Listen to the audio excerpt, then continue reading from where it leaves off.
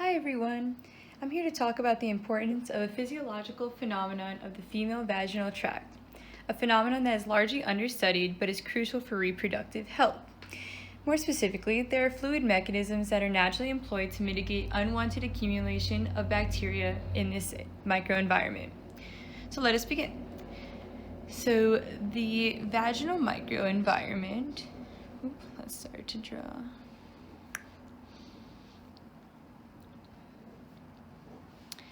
Contains a stratified squamous epithelium.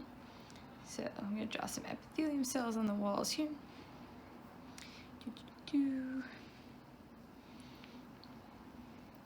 Lined with mucosal layer lubricated by cervicovaginal fluid, or CVF.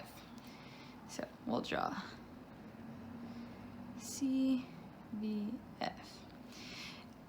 CVS consists mainly of water, as well as cholesterol, lipids, carbohydrates, amino acids, proteins, inorganic ions, and most importantly, mucin. It is generated from the endocervix. So, my diagram, this would be the woman's cervix, and this is the vaginal tract.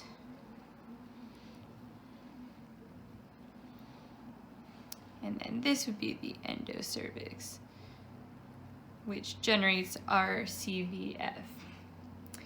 The endocervix is the inner part of the cervix that connects the vagina to the uterus up there, uterus.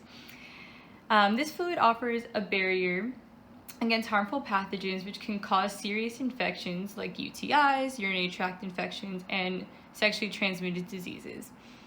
It forms an adherent layer of viscoelastic, cross-linked mucin molecules that can slow pathogen movement in this environment. So you have some kind of like coating, some cross-linked coating that happen on the epithelium cells right here. And it's at this area where bacteria tend to get caught and can accumulate. But with the flow of CVF, the harmful bacteria would essentially be shed along with dead epithelium cells in this way. So we're going to have like the bacteria get caught in this little mucus and then hopefully be excreted in a healthy vaginal tract. Bacteria can also be bound to this area with IgG antibodies or just trapped in like the sticky properties of the mucus that's being excreted. And that all happens with a prescribed flow that the body naturally induces to keep your body healthy. So I'm going to start by talking a little bit about some of these characteristics of cervicovaginal fluid and how these properties influence the vaginal microenvironment. So as I said before, a large constituent of CVF is mucus. CVF, mucus.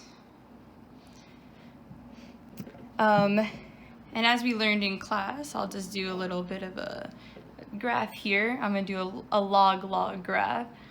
Log of viscosity on the y, and then we'll have the log of shear rate on the x. And mucus tends to exhibit non-Newtonian shear thinning properties. So with increased force, the viscosity does decrease and increase the flow. So the viscosity of mucus decreases as shear increases. Yep. And at maximum physiological shear rate, the viscosity of fluid approaches that of water. So water would be about here at 1. I'll draw a little line like that. And with increased shear, the flow becomes easier. So an important conclusion to come from that is at higher forces, the flow becomes easier, which can improve pathogenic excretion, right? So our body essentially is going to increase this force to kind of just continue to expel harmful bacteria. So then I want to determine how cervicovaginal fluid flow velocity dictates the movement of E. coli. And I chose E. coli because, E. coli is the most prominent for UTIs.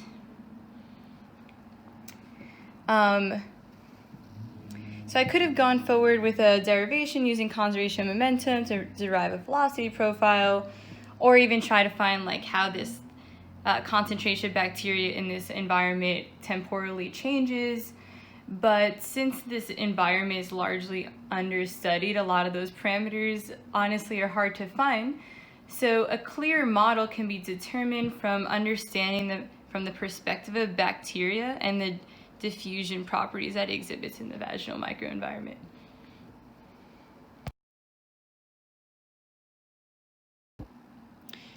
All right, so to understand how bacteria is going to be moving and by what mechanism bacteria flows in the vaginal tract, I'm going to model using the Peclet number. So Peclet number, as we have learned, is a dimensionless parameter, and it illustrates how particulate moves. Is it with advective forces,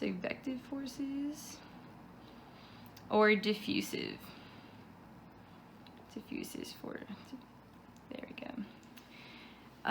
Ideally, we would like bacteria to be moved by advective forces, which would indicate that the flow velocity of the CVF is dictating the movement of bacteria, like excreting it from the body.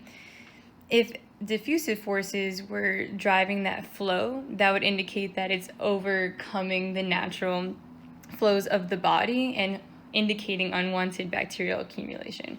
So let's write that equation.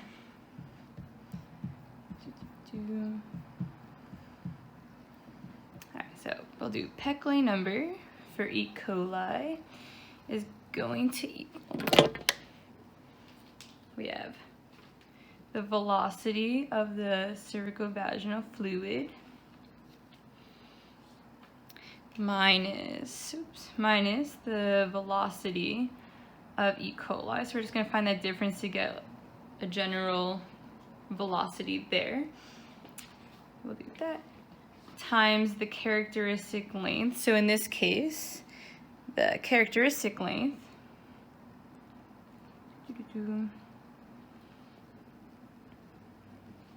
is going to be the length of the vaginal tract. And that's going to be all over the diffusivity, the effective diffusivity of E. coli. Cool. So if, as I said before, if this is larger, then your Peclet number is going to be smaller, meaning that diffusivity is overpowering everything else in the body. So we're gonna want this to be high. Awesome.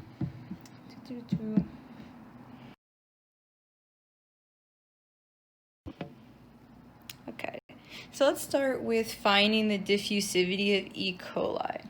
To do this, we're going to have to consider their morphology. Morphology of E. coli. All right, so E. coli are gram-negative bugs. They're gram-negative. All this means is that they have a relatively impermeable cell membrane, making them less susceptible to common antibiotics. So having accumulation of E. coli in the body actually is pretty detrimental if it gets all the way up to your kidneys. Like, unfortunately, that happens more frequently than not. But we can also draw this shape. So they're technically kind of like a rod-shaped body.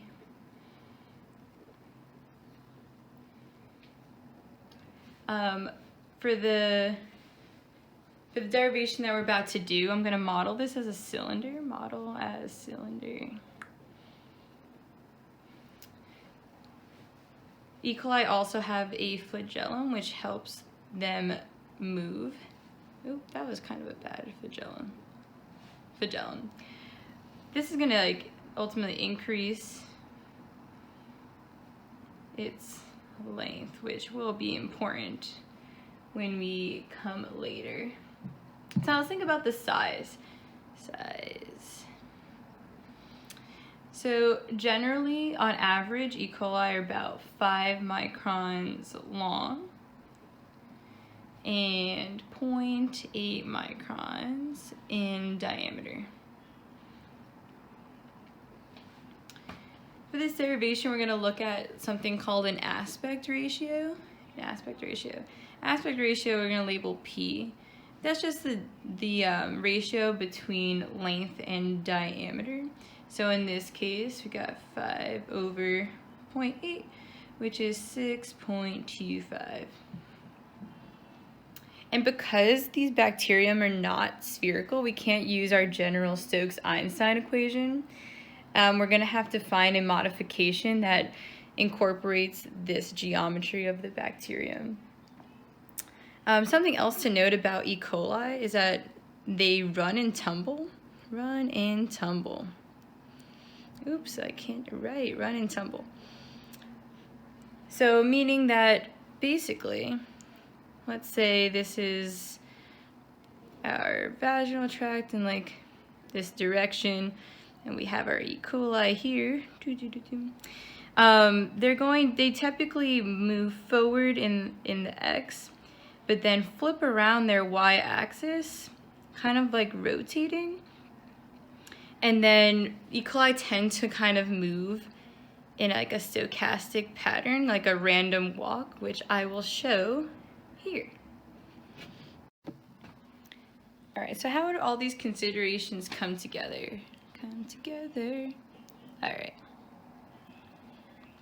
So we're going to try to find an effective diffusivity that kind of takes into account the X movement, the Y movement, all modeled after the E. coli being cylindrical in shape. So diffusivity is a function of different parameters. So we have temperature, temp, viscosity, fluid viscosity is going to be important, viscosity, aspect ratio, which I talked about before, aspect ratio, shape, we got cylinders here, up in here, and then its motion. We're going to consider X and Y motion here. Now technically these bacterium also move rotationally, but for the scope of this problem I'm only going to find an effective diffusivity considering X and Y. We also have a Boltzmann constant.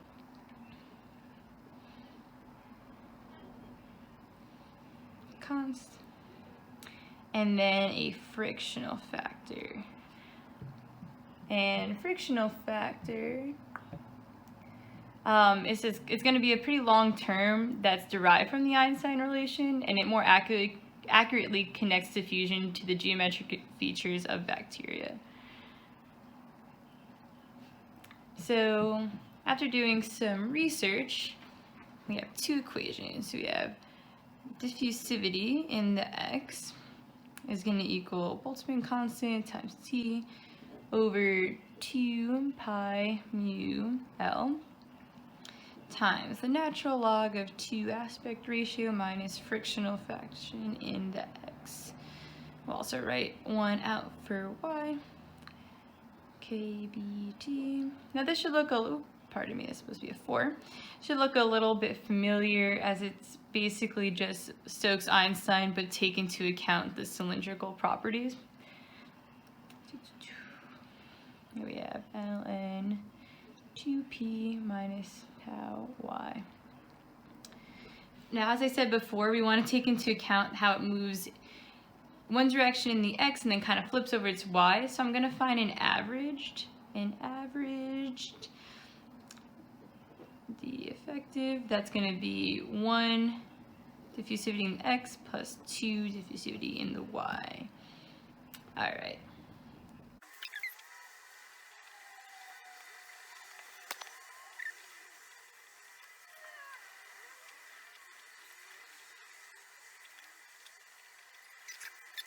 Awesome. So after plugging in all of our variables, I used 37C for internal body temp, viscosity is approximately the viscosity of water.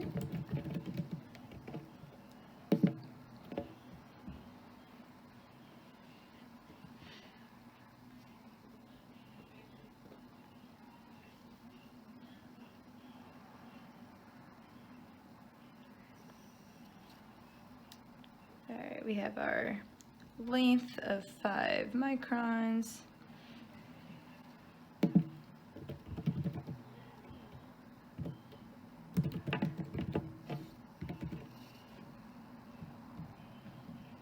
And then our Boltzmann constant was 1.38 times 10 to the negative 23 meters squared, kgs per second squared.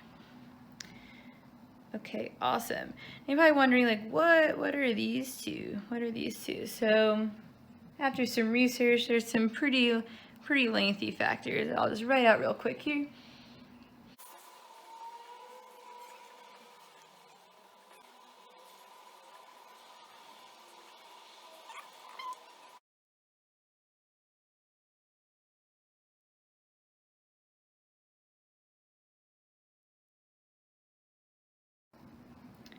Alright, so as you just saw, that with increased fluid flow velocity, Peclet number increases.